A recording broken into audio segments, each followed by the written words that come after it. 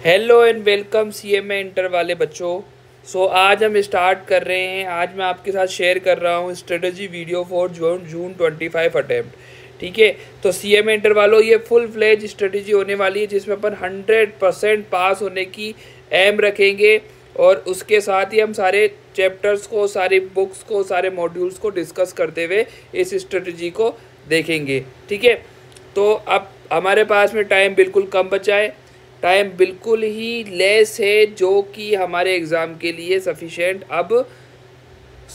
अगर आप बनाओगे तो हो सकता है, और अगर आपने उसको यूटिलाइज सही से नहीं किया तो आपको आगे दिक्कत हो सकती है। तो बस अब इसी को थोड़ा ध्यान में रखते हुए स्ट्रेटजी वीडियो की तरफ अपन चलते हैं। ये कुछ मैंने इम्पोर्टेंट चीज़ें निकाल की रखी है आपके सिलेबस से रिलेटेड, आपके एग्ज़ाम से रिलेटेड, जो कि आपको बहुत ज़्यादा हेल्पफुल होने वाली है।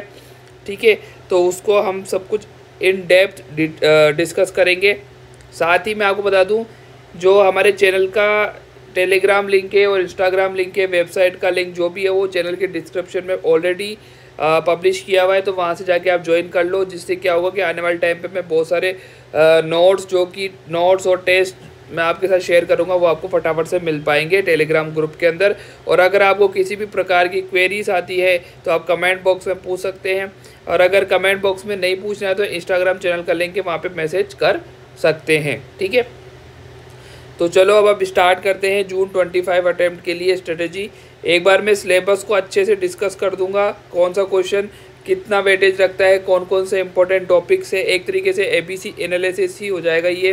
ठीक है, और उसके बाद में फिर अपन डिस्कस करेंगे मास्टर टाइम मैनेजमेंट स्ट्रेटजी के ऊपर, अनबीटेबल स्ट्रेटजी के ऊपर, जिसमें कि मैं आपको बताऊंगा कि कोर्स कंप्लीशन कब तक हो जाना चाहिए, रिविजन्स हमें कितने कर लेने चाहिए, और साथ ही काफ़ी सारी स्मार्ट ट्रिक्स और टिप्स मैं आपके साथ में शेयर करने वाला हूँ। ठीक है, तो चलो स्टार्ट करते हैं। सबसे पहले हम ग्रुप 1 के लिए देख रहे हैं, देन नेक्स्ट वीडियो पर ग्रुप 2 के लिए देखेंगे। ठीक है, तो स्ट्रेटजी हमारी है जून 25 अटेम्प्ट के लिए। सबसे पहले जो हमारा पेपर आ रहा है, paper number 5, business loss and ethics. ठीक है, अगर अपन सब्जेक्ट देखें तो ये 4 पार्ट्स में डिवाइडेड है, section A, section B, section C and section D. सबसे ज़्यादा वेटेज हमें कंपनीज लॉ को दिया गया है जो कि 40 मार्क्स का है। अगर अपन इंपॉर्टेंट चैप्टर्स की बात करें जो कि हाई प्रायोरिटी के ऊपर, मैं आपको रिकमेंड करूंगा कि ये चैप्टर्स तो आपको करने ही करने हैं।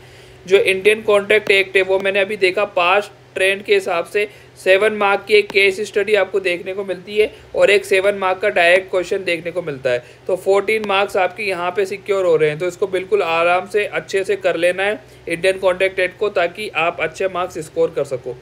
फिर आ रहा है सेल ऑफ गुड्स एक्ट, जो कि 7 मार्क का हर बार अपन को देखने को मिल जाता है, तो इसको भी बिल्कुल नहीं छोड़ना है। काफ़ी छोटा सा एक्ट है, फटाफट से इसको रेपअप हम कर सकते हैं। फिर आता है हमारा companies law, the father of the book. मतलब अब क्या है कि इसके अंदर 28 मार्क्स का, तो देखो सीधा सीधा मैं आपको बता रहा हूँ, उसके अलावा भी एक्स्ट्रा क्वेश्चन ऐड हो सकते हैं, और साथ ही एमसीक्यूज तो इसमें मैं काउंट कर ही नहीं रहा हूँ, जो कि 7 करके 4 बार हमें मिल जाएंगे, जिसमें कि 2 7 मार्क के जो क्वेश्चन है वो इनकॉर्पोरेशन या फिर इस बार conversion of OPC, private company and public company वाले क्वेश्चंस आ सकते हैं। एक 7 मार्क का क्वेश्चन डायरेक्टर से 100% आएगा और एक केस स्टडी आ सकती है। ठीक है, तो ऐसे 28 मार्क्स का तो कंपनी लॉ आएगा ही आएगा। देन सेक्शन बी और डी जो हमारे इंडस्ट्रियल एक्ट और एथिक्स है, वो उसमें से ज़्यादातर एमसीक्यूज बनने के चांसेस सबसे ज़्यादा रहते हैं, तो उसे सेकंड प्रायोरिटी पे लेना है। लेकिन सबसे पहले हमें इन्हें ख़त्म करना है, सेकंड प्रायोरिटी नहीं, साथ के साथ ही रखना है हमें एक तरीके से। लेकिन जो ये ऊपर मैंने आपको ये बताए हैं क्वेश्चंस, इनको बिल्कुल अच्छे से कर लेने हैं। अब मैं आपको एक टिप देता हूँ, जो एथिक्स के क्वेश्चन है ना, वो कभी कभी 14 मार्क का भी आ जाता है 7 करके, और 7 मार्क का एक क्वेश्चन तो देखने को ही मिलेगा। तो एथिक बहुत ज़्यादा इजी रहता है, तो उसको फटाफट से इसको कर लो, और 7 में से 7 स्कोर करना बहुत ज़्यादा ईजी हो जाता है उसमें। ठीक है, तो एथिक्स को हमें अच्छे से कर लेना है। ठीक है, ये तो हो गया आपके लिए पेपर नंबर 5 की बात। अब मैं आता हूँ पेपर नंबर 6 फाइनेंशियल अकाउंटिंग के ऊपर। ठीक है, इसमें से मैं आपको इंपॉर्टेंट क्वेश्चन बताता हूँ, इनकम्प्लीट रिकॉर्ड्स और पार्टनरशिप। ये दो चैप्टर ऐसे हैं जिसमें 14 मार्क का फुल फ्लेज क्वेश्चन आएगा, कोई 7 मार्क में ब्रेक नहीं होगा। इन दोनों चैप्टर्स को अगर आप अच्छे से कर लेते हो तो 28 मार्क्स यहाँ पे सिक्योर हो जाते हैं। अब काफ़ी स्टूडेंट्स क्या करते हैं कि पार्टनरशिप को छोड़ के चल जाते हैं, तो कोई दिक्कत वाली बात नहीं। अगर आप छोड़ रहे हो तो कोई दिक्कत नहीं, आप उनको 7 में से 5 क्वेश्चन ही अटैम्प्ट करने हैं, तो उसके लिए मैं आपको अलग से एक ट्रिक और बता देता हूँ।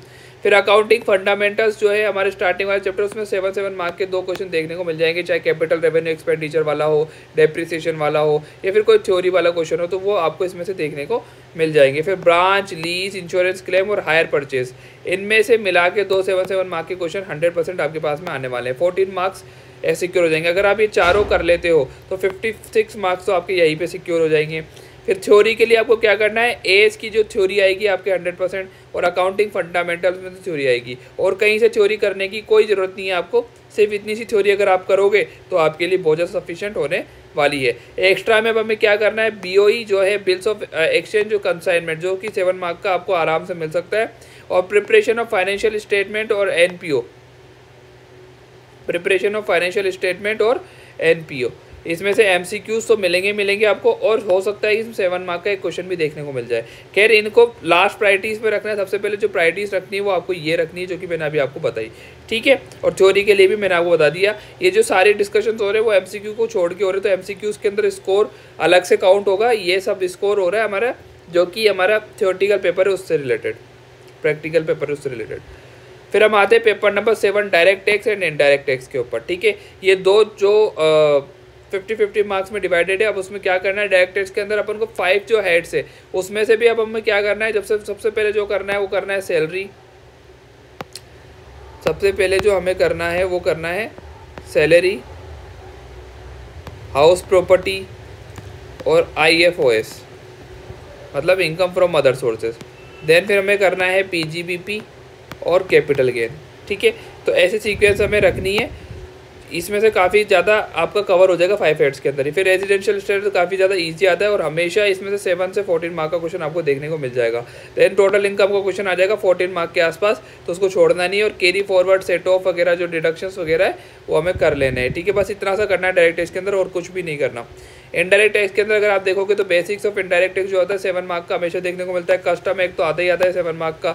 Introduction to GST law 7 mark का देखने को मिल ही जाता है। तो ये कुल मिला के 21 मार्क्स तो यहाँ पे हो जाते हैं। फिर अदर इंपॉर्टेंट टॉपिक्स की तरफ जाए, सबसे ज़्यादा इंपॉर्टेंट है ITC, उसके बाद में time of supply, value of supply, ये सेक्शन 16 से 21, ये आपका 13, 14, 15 सेक्शन, 12, 13, 14, 15 सेक्शन ऑफ CGST एक रजिस्ट्रेशन, 22 to 30 सेक्शंस है ना। और टैक्स इनवॉइस जो आता है अपने 30 to 35, supply section number 7, section number 9 RCM, और कंपोजिशन सेक्शन नंबर 10। ये सारे सेक्शंस वाइज ही आपको याद करने हैं, जिससे कि आपको जो है ईजी हो जाता है, ठीक है। तो सबसे पहले हमें ITC और सप्लाई ये देख लेना है, फिर टॉस वॉस देख लेना है, ठीक है।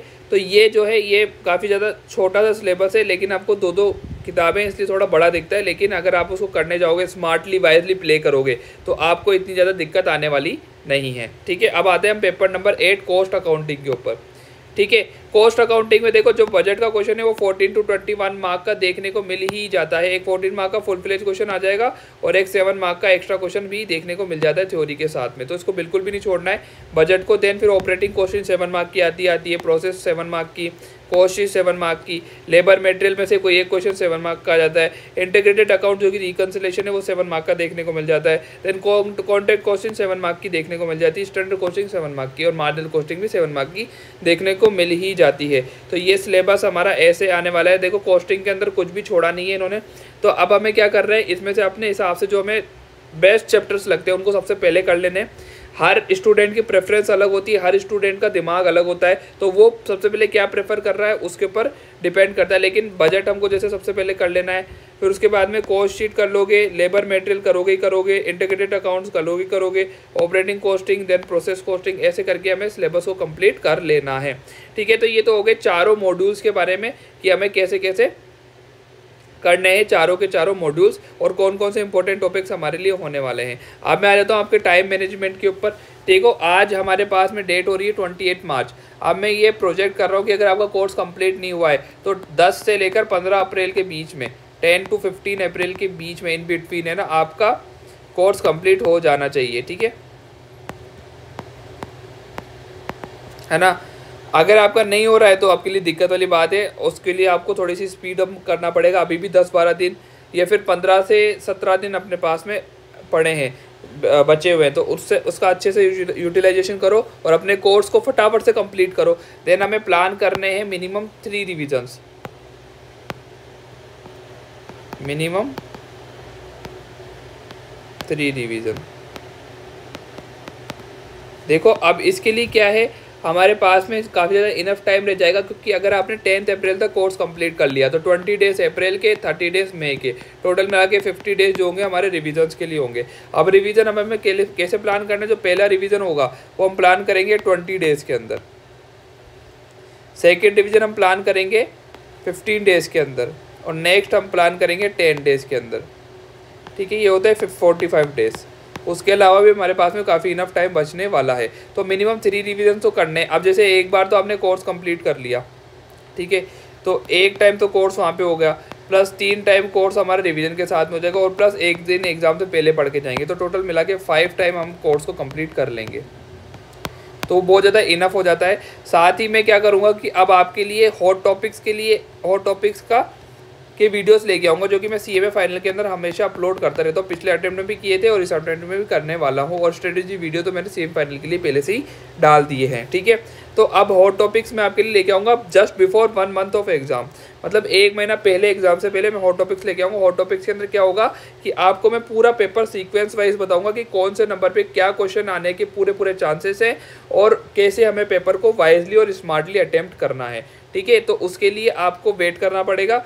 और मेरे पास जितने भी स्ट्रेटजीज थी, मतलब जो भी मेरे पास नॉलेज थी उससे, और जितना मैंने पढ़ा और जितना मैंने एनालिसिस किया, उसके हिसाब से ये जो स्ट्रेटजी है वो बिल्कुल परफेक्ट है। चाहे आप एक रैंक के लिए प्रेफर कर रहे हो, रैंक की तैयारी कर रहे हो, या फिर सिर्फ पास होने की तैयारी कर रहे हो, दोनों के लिए ये स्ट्रेटजी बहुत ज़्यादा फ्रूटफुल रहने वाली है। तो इसको बिल्कुल अच्छे से कर लेना है। देन इसके साथ ही आपको क्या करना है, सेल्फ बिलीव रखना है, अपने आप में पॉजिटिविटी बना के रखनी है, क्योंकि सिलेबस बहुत ज़्यादा वास्ट है, बहुत ज़्यादा बड़ा है, ये हम सभी को पता है। मैंने भी अपनी स्टडीज़ के दौरान काफ़ी ज़्यादा स्ट्रेस लिया था, लेकिन ये सबके साथ में होता है, कॉमन होता है। अभी आपको लग रहा होगा कि इस अटेम्प्ट में एग्ज़ाम दे नहीं दे, इस क्या करना चाहिए, ये सबके साथ में होता है। तो ये बहुत ज़्यादा बेसिक है, तो इसको लेके ज़्यादा परेशान नहीं होना है अपन को, और अपने एग्ज़ाम्स के लिए बिल्कुल पॉजिटिव होके, एनर्जी के साथ में स्ट्रॉन्ग होके तैयारी करनी है। ठीक है, इस बार जून 25 अटेम्प्ट के अंदर हमें पास होके